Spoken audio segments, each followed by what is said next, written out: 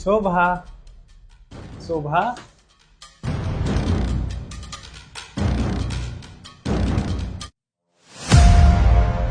अरे मोनू, तुम आ गए। शोभा, तुम प्रेग्नेंट हो? हाँ मोनू, मैं माँ बनने वाली हूँ और आप पापा बनने वाले हैं। ऐसा कैसे हो सकता है? मैं तो पिछले 2 साल से घर नहीं आया। ऐसे कैसे का क्या मतलब है? अब मैं तुम्हें कैसे बताऊँ? बकवास बंद करो।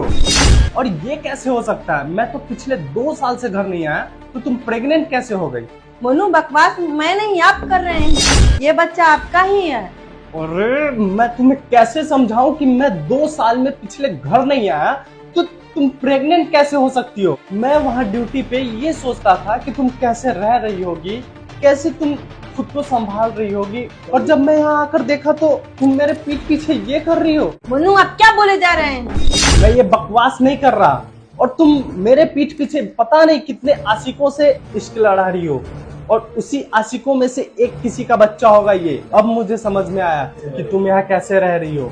इसलिए मैं सोचूं कि तुमने मुझे 2 साल में पिछले एक बार भी कॉल नहीं किया आने के लिए, ना मैसेज ना कॉल। जब भी करता था मैं ही करता था। अब मुझे सब समझ में आ गया कि तुम मेरे पीठ पीछे क्या कर रही हो। देखो मोनू, अब आप बहुत ज्यादा बोल रहे हैं। मैं गलत बोल रहा हूँ, और जो ये तुम की हो वो सही की हो। मैं दिन रात बॉर्डर पे देश का रक्षा करता हूँ, और तुम मुझे ही गलत बोल रही हो। और उसके साथ साथ मैं तुम्हारे बारे में सोचता रहता था कि तुम, अब मैं तुम्हें क्या ही बोलूं यार। और वैसे भी यहाँ आने का मेरा क्या फायदा? तुम तो अपने आशिकों के साथ आशिकी लड़ा रही हो। अब मेरा क्या ही जरूरत? तुम्हारे तो इतने आशिक है कि तुम्हें तो मेरी कमी ही महसूस नहीं होती। मैं तो कभी सोच भी नहीं सकता था कि मेरी बीवी इतना घटिया हरकत कर सकती है। अब मैं तुम्हारे साथ एक पल भी नहीं रह सकता। आप सोच समझ के तो बोलो। आप क्या बोले जा रहे हो? आप पागल हो गए हैं क्या?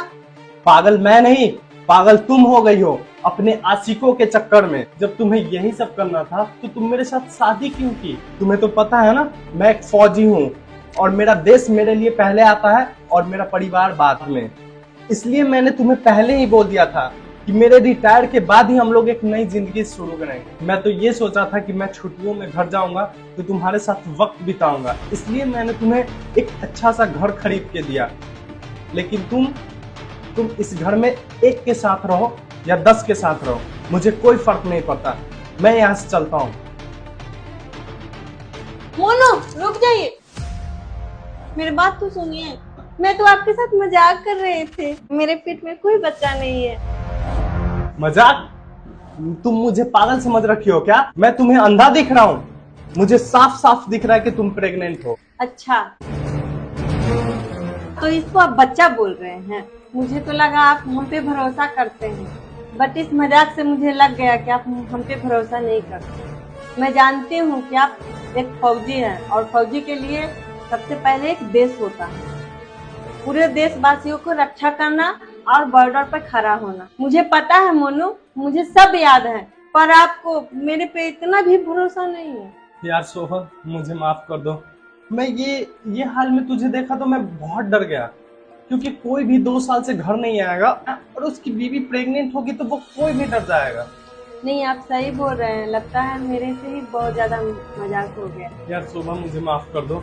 तुमने भी तो मुझे ऐसा सीन दिखाया कि मैं डर सा गया। तो चलो हम लोग फिर से एक नई जिंदगी शुरू करते हैं। मोनू, आप हमको माफ कर दीजिए। मैंने ही आपके साथ बहुत बड़ा मजाक कर दिया। अरे कोई बात नहीं, चलो हम लोग घर में चलते हैं।